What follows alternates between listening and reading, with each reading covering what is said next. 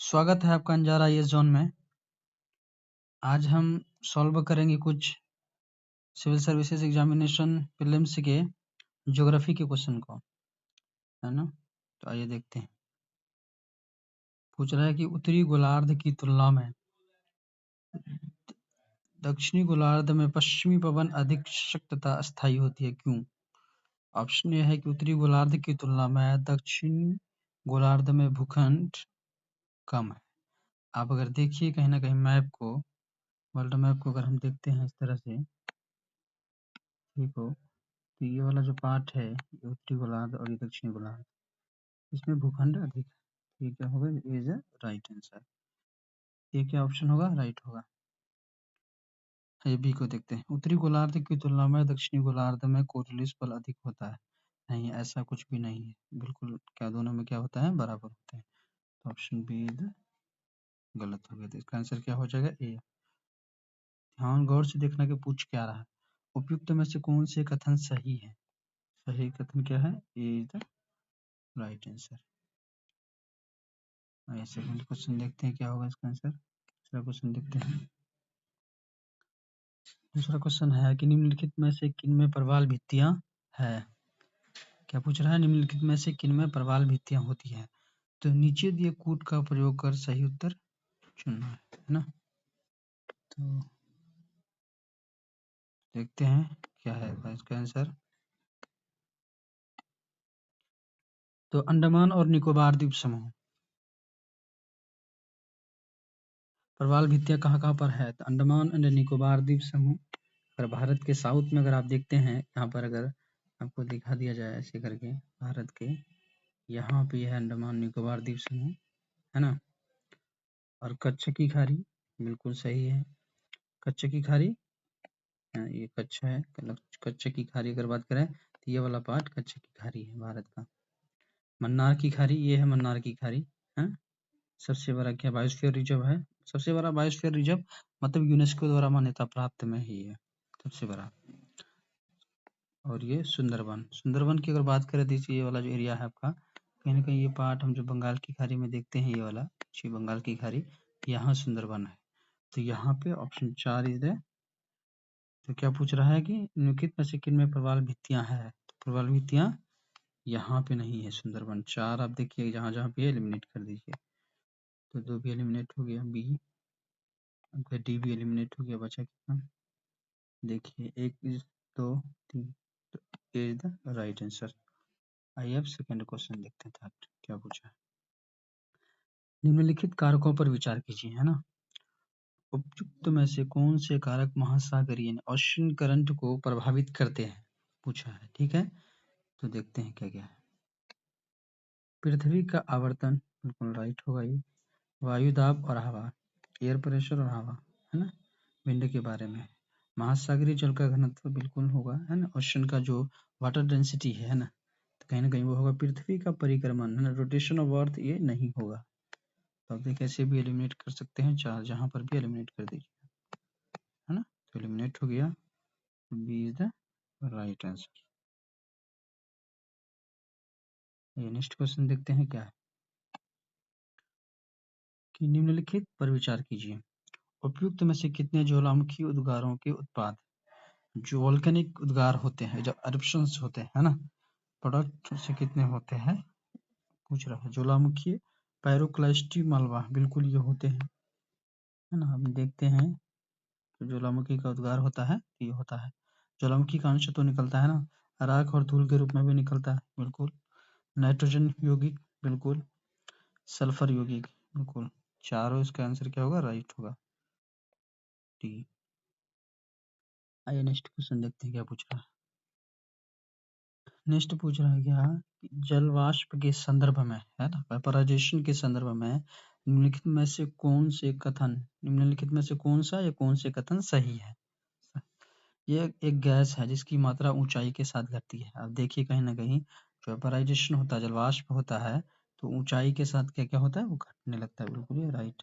फिर क्या कहता है कि ध्रुवों पर इसका प्रतिशत अधिकतम है। तो अगर इसको गौर से अगर देखें, ध्रुवों पर क्यों अधिकतम होगा? ये मान लीजिए ग्लोब है, अगर मान लेते हैं तो ध्रुव यहाँ है ना। तो वेपराइजेशन यहाँ पे क्यों हुई? क्योंकि देखिए ये सूर्य है ना, सूर्य की रोशनी क्या है, ये डायरेक्ट यहाँ पे पड़ती है सीधी, यहाँ तो तिरछा पड़ता है, ये जल वाष्पीकरण क्या है, वेपराइजेशन तो यहाँ होगा ही नहीं, तो इसका क्या होगा, दो क्या होगा, गलत हो जाएगा, तो आंसर क्या हो जाएगा, ए राइट आंसर है ना।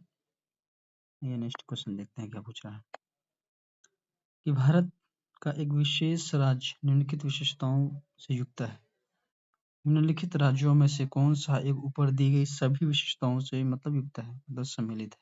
ये कौन सी राज्य की विशेषता है पूछ रहा है। फर्स्ट स्टेटमेंट क्या है, ये उसी अक्षांश पर स्थित है जो उत्तरी राजस्थान से होकर जाती है। ठीक, इसका 80% से अधिक क्षेत्र वन आवरण है, वन से ढका हुआ है। 12% से अधिक वनाच्छादित क्षेत्र है इस राज्य के रक्षित क्षेत्र नेटवर्क के रूप में है।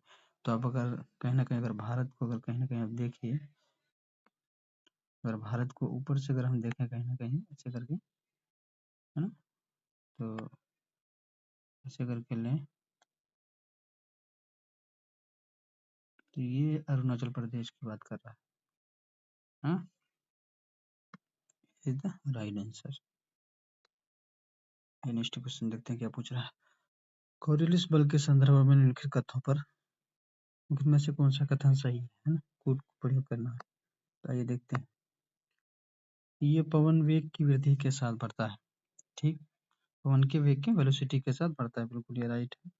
ये ध्रुवों पर सर्वाधिक है, भूमध्य रेखा पर विद्यमान नहीं होता है, बिल्कुल ये ध्रुवों पर विद्यमान होता है, नहीं होता, ये सी इज द राइट आंसर। ठीक है, ये नेक्स्ट क्वेश्चन देखते हैं क्या पूछ रहा है कि निम्नलिखित में से किस घटना या किन घटनाओं ने जीवों के विकास को प्रभावित किया है ना, जीवों के विकास को प्रभावित किया है ना, विकास को, जो लिविंग है उसके विकास को, लिविंग के जो डेवलप हुआ है कैसे प्रभावित किया। महाद्वीपीय विस्थापन, कंटिनेंट डिस्प्लेसमेंट इसको बोलते हैं, महाद्वीपीय विस्थापन, बिल्कुल ये राइट होगा। हिमानी चक्र, ग्लेशियर के है ना चक्र से पिघलने से, चक्र के बारे में पूछा है। तो इसका उपयुक्त में से कौन सा, नीचे दिए गए कूट का प्रयोग सही कर उत्तर चुनिए।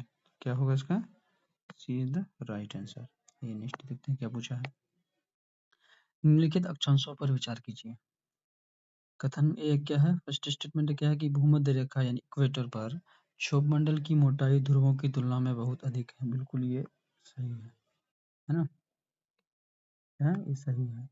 भूमध्य रेखा यानी इक्वेटर पर प्रबल संवहनीय धारा कन्वेक्शन करंट द्वारा ऊष्मा को अधिक यानी ऊष्मा को हीट को अधिक ऊंचाई तक ले जाया जाता है, बिल्कुल ये कहीं ना कहीं दोनों एक दूसरे को उपयुक्त कथनों के संबंध में निम्नलिखित में से कौन सा सही है, तो ये दोनों को सही और व्याख्या भी करता है, ये द राइट आंसर। आइए नेक्स्ट देखते हैं कि निम्नलिखित कथनों पर विचार कीजिए। उष्णकटिबंधीय क्षेत्र में व्यापारिक पवनों के प्रभाव के कारण पूर्वी खंडों की तुलना में ना महासागरों के पश्चिमी खंड अधिक उष्ण होते हैं, है ना, तो ये क्या है, बिल्कुल सही है। शीतोष्ण क्षेत्रों में पश्चिमी पवन पश्चिमी खंडों की तुलना में महासागरों के पूर्वी खंड अधिक उष्ण बनाती है, तो ये क्या है, बिल्कुल सही है।